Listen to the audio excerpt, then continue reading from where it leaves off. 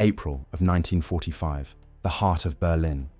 From the roughly 7,000 to 8,000 soldiers who fought as part of the 11th SS Nordland Division, volunteers from Denmark, Norway, the Netherlands, and other nations, a mere 300 to 500 would make it out alive. This wasn't just a military loss, it was complete destruction. 9 out of 10 casualties while defending debris with weapons that had run dry as the Soviet army tightened its grip around Hitler's underground shelter. This is how everything fell apart. By the spring of 1945, Berlin was crumbling. Soviet forces had wrapped Hitler's capital in an iron grip. The commanders Zhukov and Konev led massive Russian armies that pounded the city with relentless shelling. Explosives rained down constantly. Structures crumbled to dust. Entire neighborhoods disappeared beneath the barrage. The once formidable German military had shattered. In its stead, protecting what was left of the Reich Chancellery and the Führer's underground headquarters was something both extraordinary and heartbreaking. The 11th SS Nordland Division, made up largely of foreign fighters from Scandinavia and the Low Countries. These weren't native German forces, they were Scandinavian true believers, Dutch crusaders for a pan-Germanic ideal, volunteers who journeyed from throughout occupied territories to serve Hitler's dream. If you're interested in how wars are actually decided by logistics, math, and doctrine, subscribe now. Turn on notifications and stay tuned for more in-depth World War II analysis. Let's continue.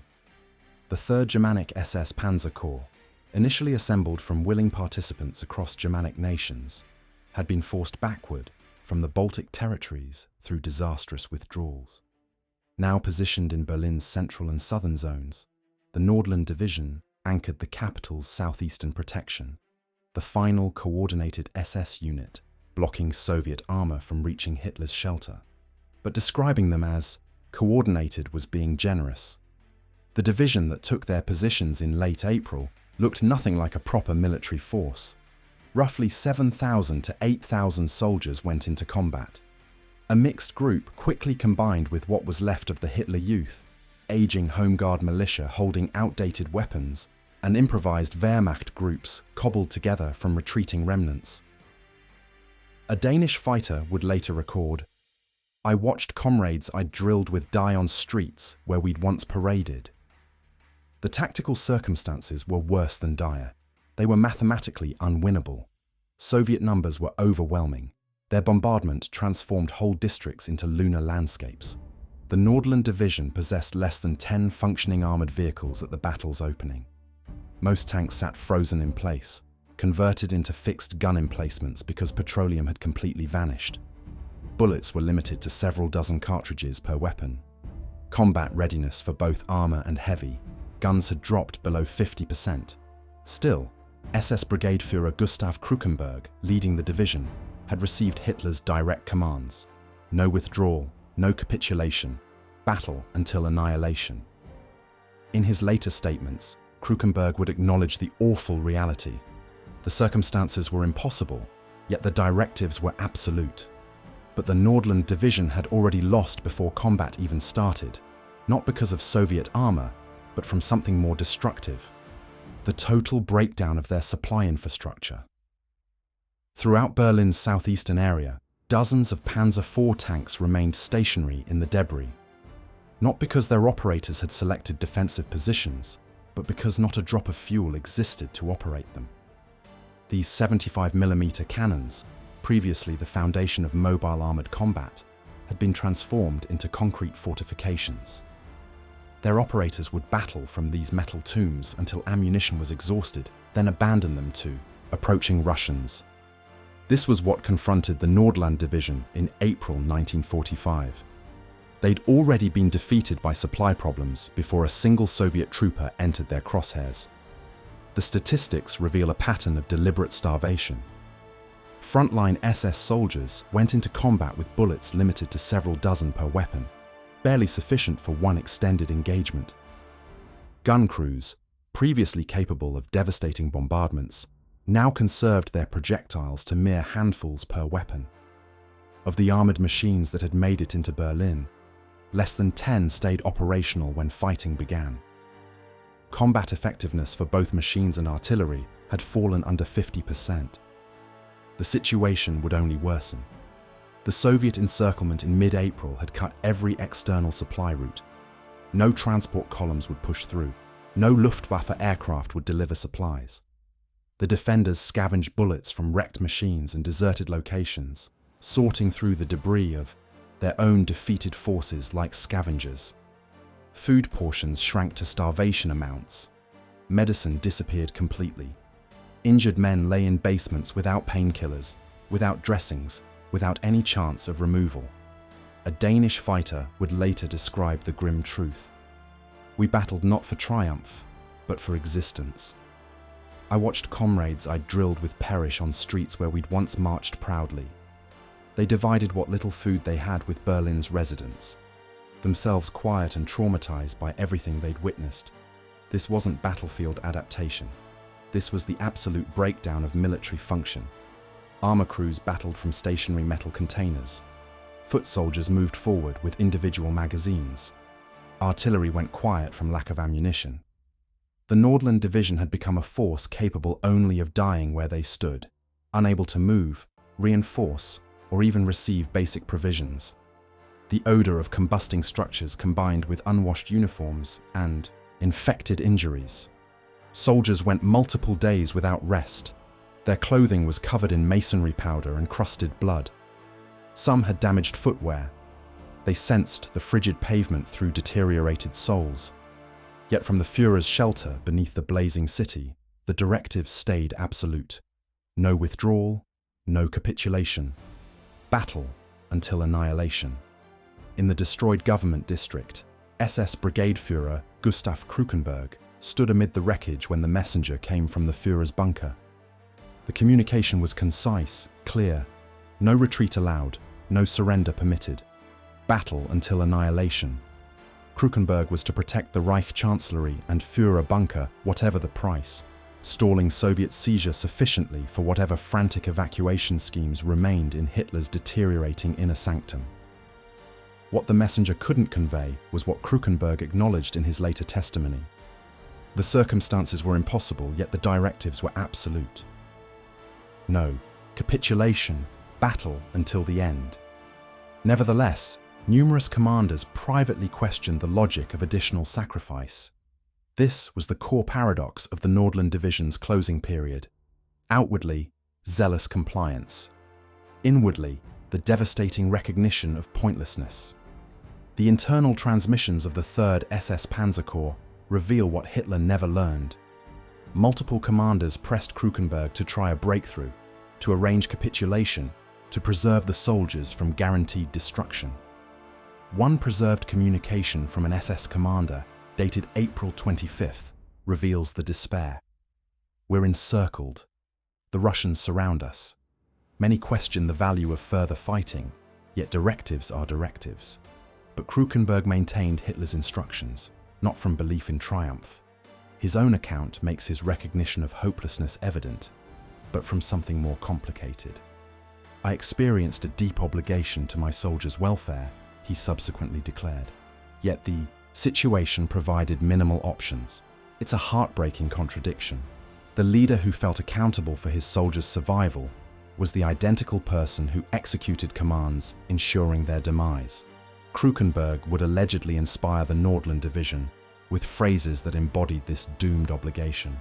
Gentlemen, we're going to perish here, yet we'll do it with dignity.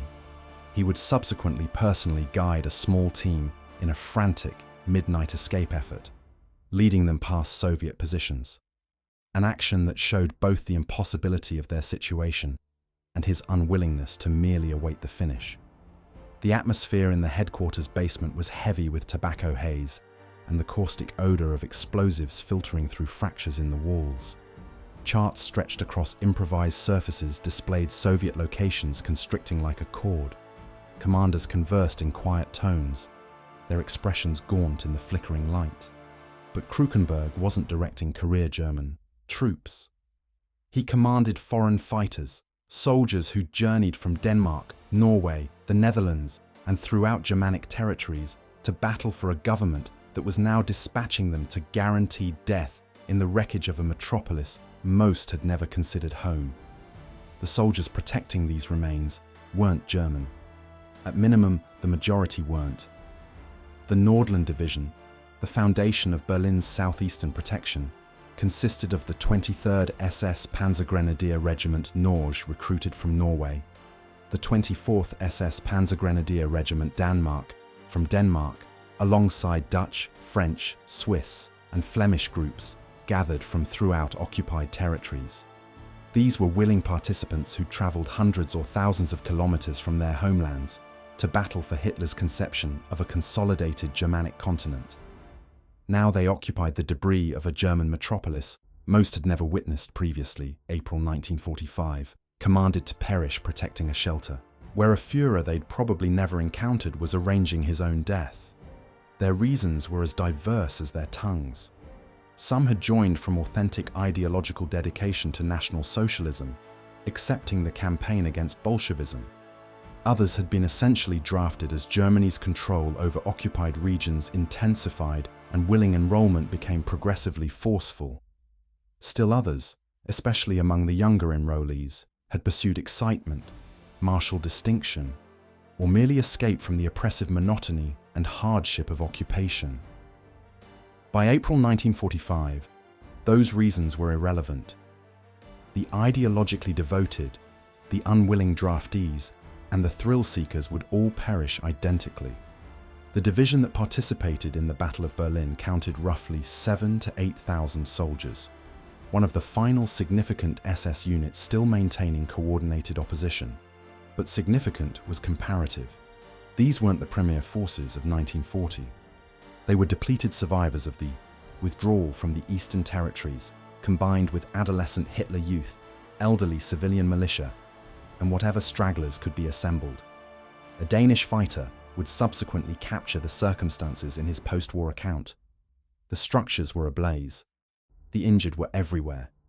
We battled not for triumph, but for existence.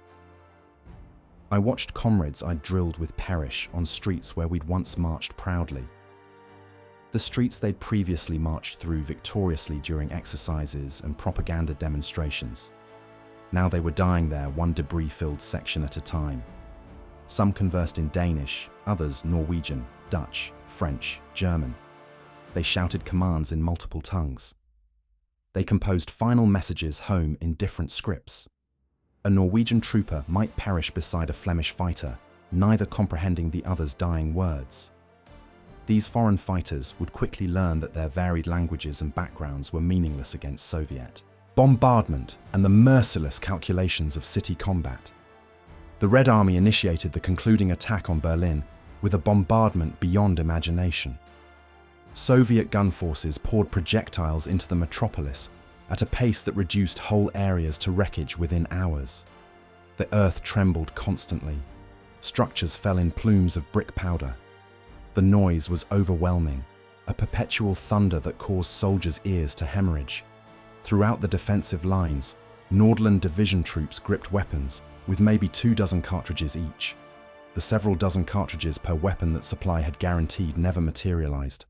Berlin was isolated, the provision network severed. Gun teams tallied their leftover projectiles on their fingers. This wasn't combat, it was mathematics. Marshals Zhukov and Konev directed this massive force with merciless effectiveness. Their formations didn't merely exceed the defenders in number, they eliminated the very idea of numerical balance. Hundreds of T-34 tanks advanced through Berlin avenues, backed by formations of aircraft that encountered no Luftwaffe resistance. Soviet intelligence had performed its function thoroughly. NKVD and Smersh agents had penetrated the metropolis, monitored German transmissions, and charted protection locations. The defenders were battling sightless against an adversary that observed everything. The Wehrmacht had stopped functioning as a unified force. What persisted were pieces, depleted soldiers from destroyed divisions, Hitler youth scarcely mature enough for combat, Home Guard grandfathers with Great War weapons. Spirits weren't diminished, they were non-existent. The sole element maintaining these frantic units together was the Nordland Division's foundation of foreign fighters, still preserving something approximating military order amid the disorder. But order couldn't create bullets, preparation couldn't summon petroleum, and bravery, however authentic, couldn't halt Soviet armor. The Red Army advanced into the city center with systematic brutality. Building-to-building combat developed as Soviet foot soldiers swept each structure, each basement, each debris heap. The Nordland defenders withdrew toward their designated areas near the Reichstag and Brandenburg Gate, the government zone they'd been commanded to maintain whatever the price. Behind them sat the Reich Chancellery. Beneath that, the Führer's shelter. Ahead, an infinite wave of Soviet steel. Soviet troops advanced in synchronized groups. Flame units swept basements. Explosive packs collapsed walls. They possessed bullets to waste. They possessed replacements. They possessed time. The Nordland division possessed none of these elements. As Soviet armor advanced through Berlin avenues, the Nordland defenders withdrew into the wreckage, readying for the variety of frantic combat that would characterize their closing moments. The intimate brutality where their few leftover bullets might genuinely count, where the Red Army's massive advantage would be compressed into the breadth of a destroyed entrance. Their operators would battle from these metal tombs until ammunition was exhausted, then abandon them to approaching Russians. This wasn't figurative language, it was battlefield truth. As the Nordland division executed its closing resistance near the Reichstag and Brandenburg Gate, SS armor crews utilized their stationary Panzerfaust and Stug 3s as strengthened shooting locations, their 75mm cannons rotating across debris-filled avenues until bullets vanished. Then they dismounted, seized whatever foot soldier weapons persisted, and resumed battling on foot. The steel that had previously represented German armor dominance became merely provisional shelter in a conflict already decided. The government zone became a death trap measured in feet. Soviet T-34s advanced through Berlin's destroyed boulevards. But in the compressed terror of building-to-building combat, the Nordland defenders discovered one weapon that still functioned: the Panzerfaust. This single-use anti-armor weapon demonstrated effectiveness against Soviet machines at distances up to 60 meters, near enough to observe the fasteners on a T-34's gun mount before firing. In confined avenues where Soviet numerical dominance mattered less, an individual trooper with a Panzerfaust could eliminate an armored vehicle, momentarily halting the progression. But momentarily was the critical term. There were never sufficient Panzerfausts, never sufficient bullets, never sufficient anything. The provision network hadn't merely failed, it had stopped functioning. Defenders salvaged bullets from deserted locations, extracted magazines from deceased comrades, removed cartridges from wrecked machines. A Norwegian fighter subsequently remembered battling with precisely 7 bullets, tallying each discharge. Understanding the 8th would need to originate from elsewhere or wouldn't arrive whatsoever. Gun teams discharged their final projectiles and became foot soldiers. Automatic weapon operators conserved bursts to 3 cartridge intervals. The combat advanced chamber to chamber. Troops kicked through entrances. They hurled explosives into basements. They battled with blades when bullets vanished. The odor of gunpowder combined with the stench of remains that couldn't be collected.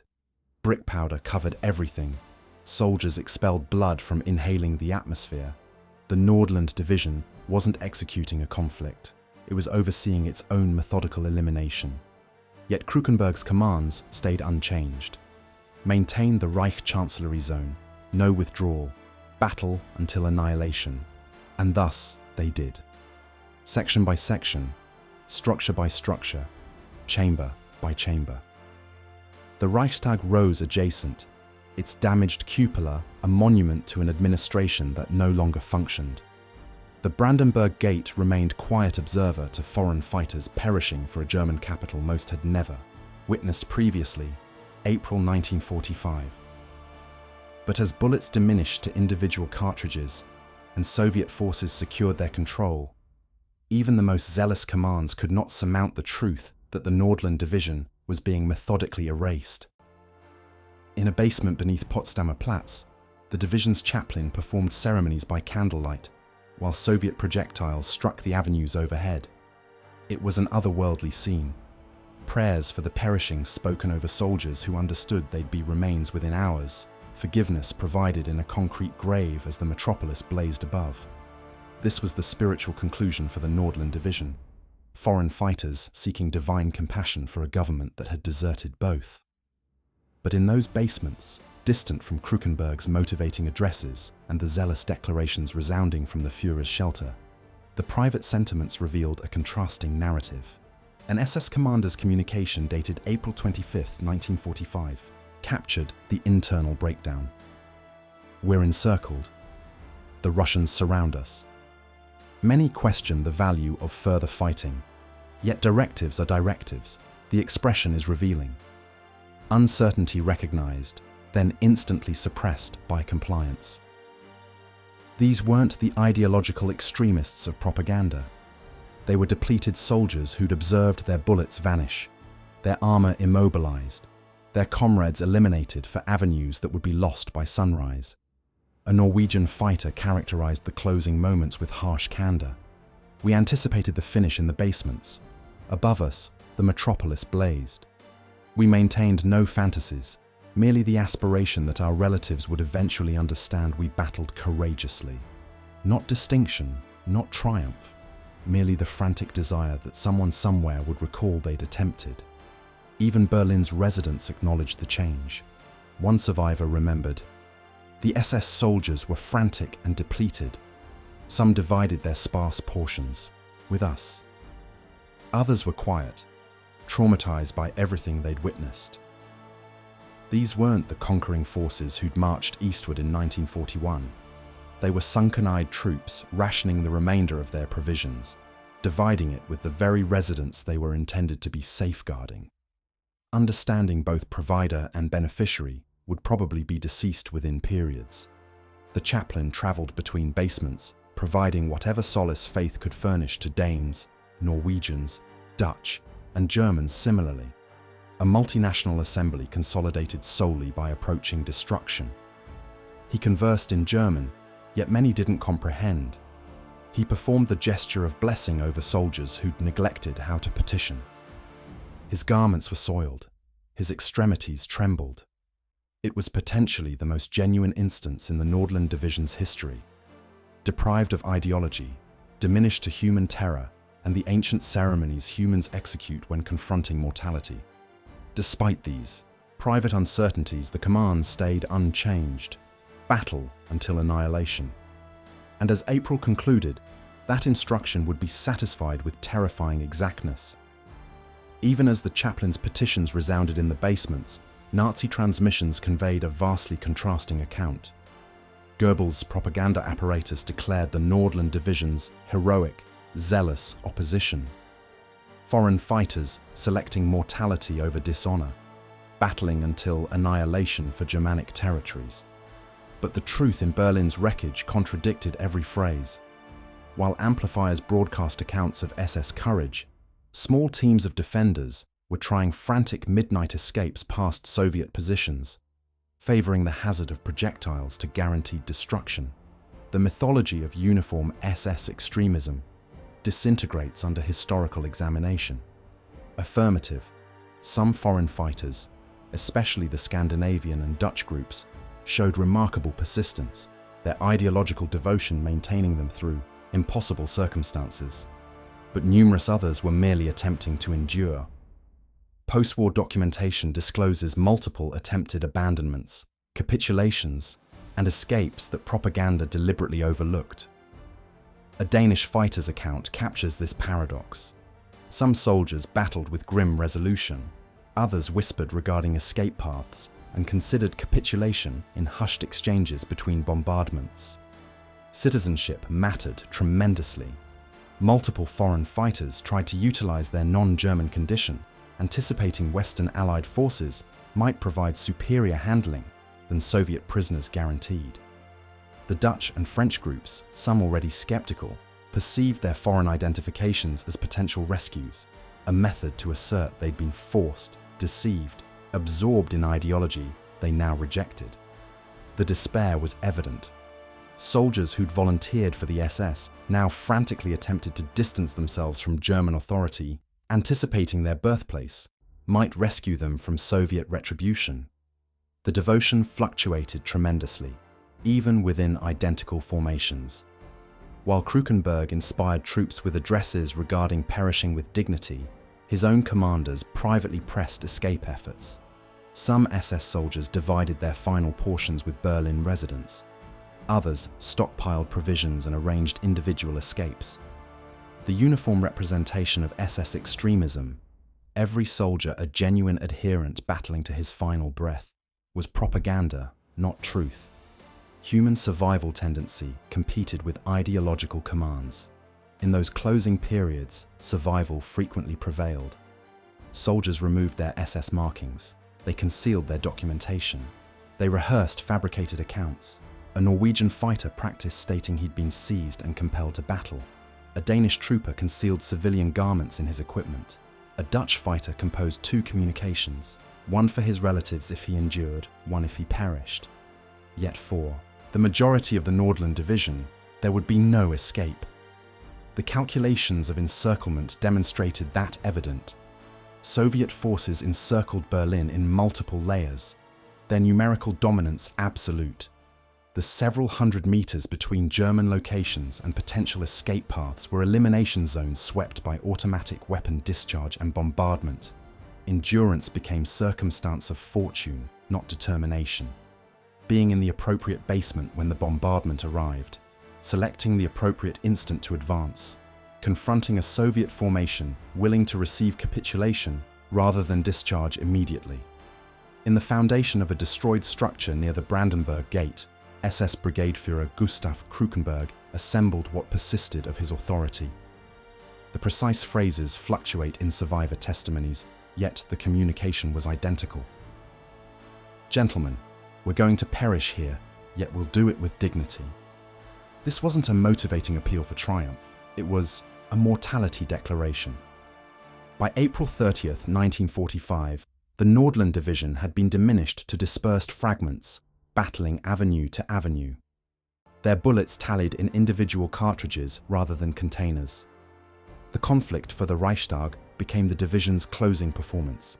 Survivors characterized combat reduced to its most fundamental, battling with one bullet at intervals, salvaging magazines from deceased comrades, anticipating in basements for the temporary darkness when they could try escapes past Soviet positions.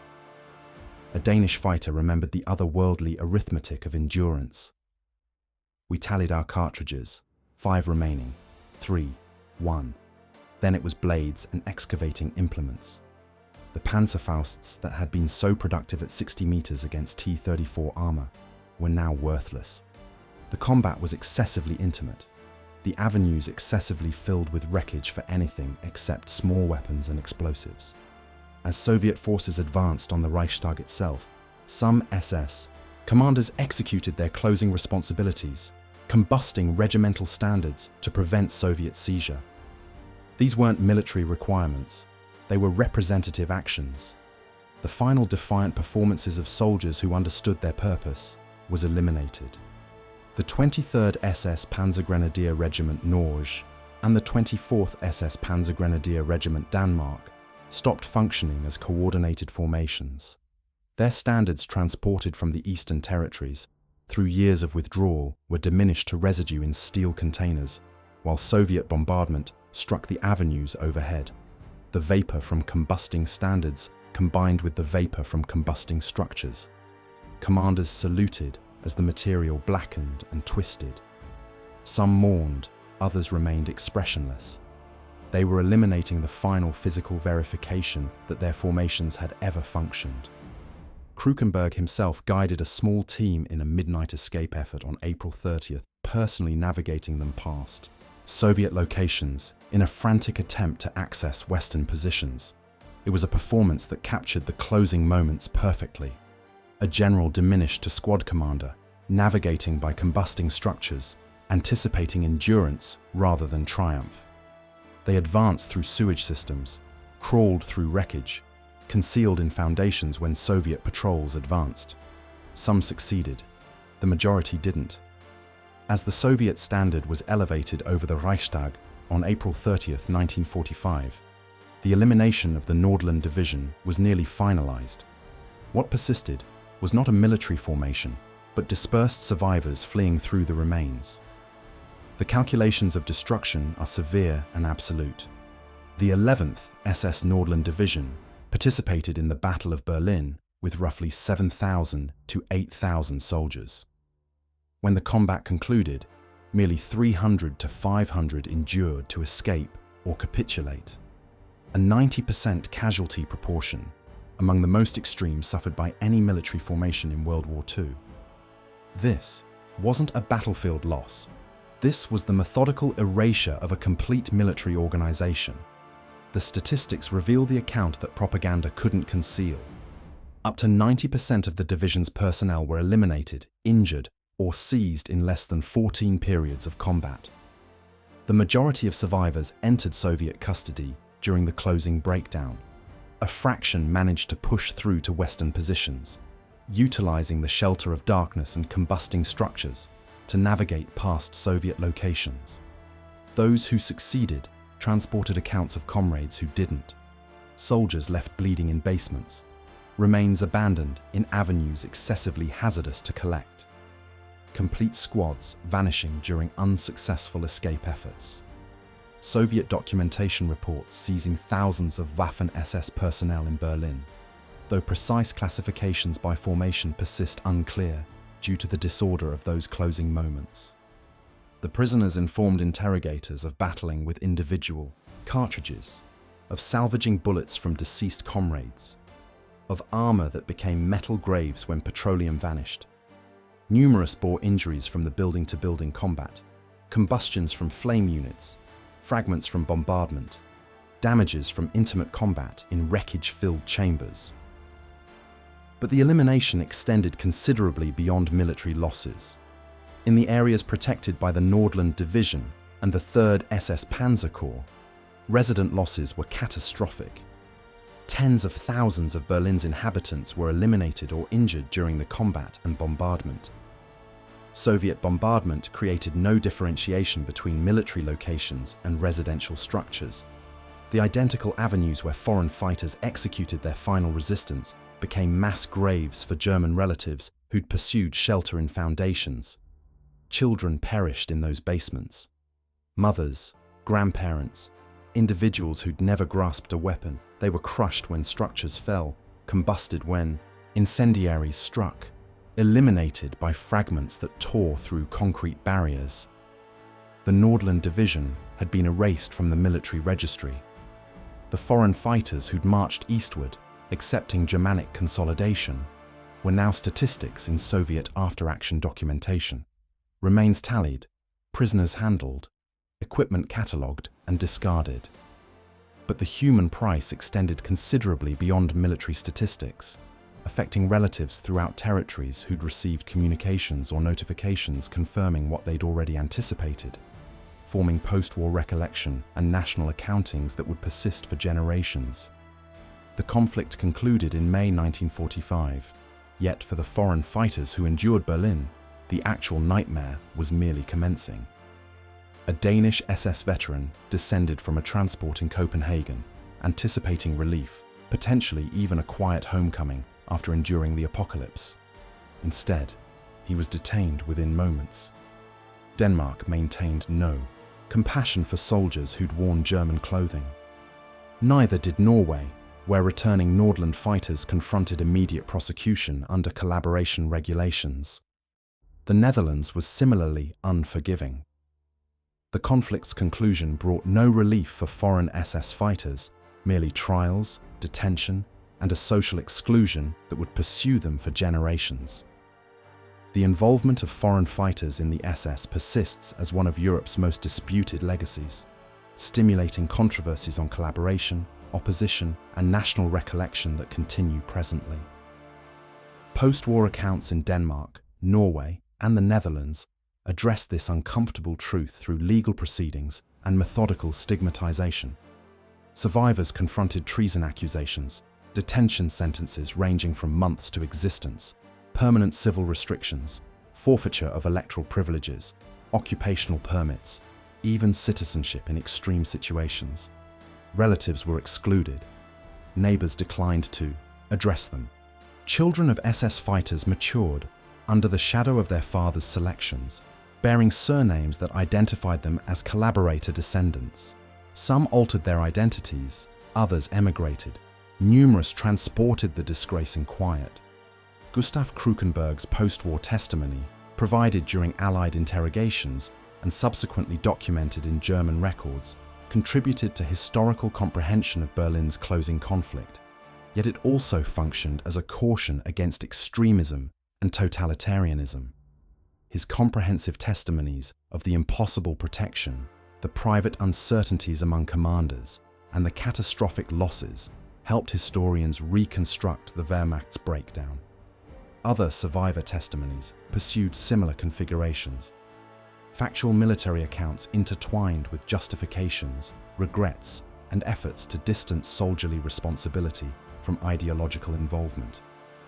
Some survivors asserted they'd merely executed commands. Others maintained they'd battled against Bolshevism, not for Nazism. A minority acknowledged they'd been incorrect. The majority stated nothing whatsoever. The elimination and suffering in Berlin influenced post-war reconstruction throughout territories, forming denazification initiatives and collective recollection regarding World War II's conclusion. The Nordland Division's destruction became a cautionary account in military academies, examining city combat and the hazards of zealous final resistances. But beyond battlefield instruction, Berlin's remains testified to ideology's human price. Foreign fighters perishing for a government that deserted them. Residents crushed between formations. A metropolis diminished to wreckage by commands that created no military logic. The Battle of Berlin and the Nordland Division's destruction provide instruction that extends considerably beyond 1945, addressing the hazards of extremism and the human price of ideological conflict. Military academies still examine the Battle of Berlin not as a pattern to replicate, but as a caution of what occurs when ideology supersedes military truth. The Nordland Division's closing resistance has become a case examination in the catastrophic convergence of extremism, city combat, and authority breakdown. When commanders at West Point or Sandhurst analyze Berlin 1945, they're examining a textbook illustration of how not to execute military operations. A cautionary account composed in the blood of 7,000 to 8,000 soldiers who participated in the conflict and the mere 300 to 500 who endured. The instruction is uncomfortably applicable. City combat specialists examine how defenders with less than 10 operational armor, bullets limited to several dozen cartridges per weapon, and no anticipation of provision managed to postpone a vastly superior force. The battlefield innovations born of despair, utilizing stationary armor as strengthened locations, deploying Panzerfausts in intimate quarters, combat, coordinating, improvised formations from frantic forces appear in modern military doctrine, but the strategic instruction is darker. Final resistances without achievable purposes don't show bravery. They show the failure of command. Berlin discloses configurations that repeat throughout history's frantic city conflicts. Like Stalingrad previously, like the Warsaw Rebellion, like the protection of Budapest, Berlin combined building-to-building combat, improvised protections, catastrophic resident losses, and the hazardous variable of ideological devotion. Modern counterinsurgency specialists acknowledge the identical dynamics in Grozny, Fallujah, Aleppo. Metropolises where resolution cannot surmount impossible circumstances, where every section protected arrives at exponential human price. The humanitarian instruction cuts most profoundly. Gustav Krukenberg's post-war testimony, "I experienced a deep obligation to my soldiers' welfare, yet the situation provided minimal options," exposes the morale trap of zealous commands. When ideology demands battling until annihilation, regardless of military logic, the outcome isn't heroism, it's massacre. The tens of thousands of resident losses in the Nordland Division's protection areas, the injured left without medical handling, the metropolis diminished to wreckage by commands that functioned no strategic purpose. These are the outcomes when humanitarian considerations vanish from conflict. Modern military ethics preparation utilizes Berlin as a case examination. Commanders examine Krukenberg's dilemma. When do you decline a command? When does responsibility become involvement? When does compliance become murder? There are no simple responses, yet Berlin furnishes the questions. The remains of Berlin in 1945 instruct us that final resistances are not heroic when the purpose is decided. They are merely catastrophic. The Nordland division's 90% casualty proportion stands as testament to the ultimate price of extremism. The Nordland division's elimination was absolute, a 90% casualty proportion that transformed foreign fighters into phantoms in Berlin's remains. Their closing resistance disclosed not the victory of ideology, but its catastrophic failure. Soldiers battling with individual cartridges for a government that had already deserted them. As Soviet standards rose over the Reichstag, the final coordinated SS formation dissolved into history. 7,000 to 8,000 soldiers participated in the conflict. Merely 300 to 500 departed. The remainder persist in Berlin's remains. A cautionary account of extremism's ultimate price, composed in blood and wreckage, addressing throughout 80 years to caution us what occurs when ideology demands mortality over logic, when commands supersede humanity, when the final resistance becomes the final error. Their account is not heroic, it is essential. We recall not to respect their purpose, but to guarantee we never repeat their catastrophe. If you enjoyed this story, hit subscribe for more World War II historical deep dives every week. Thanks for watching.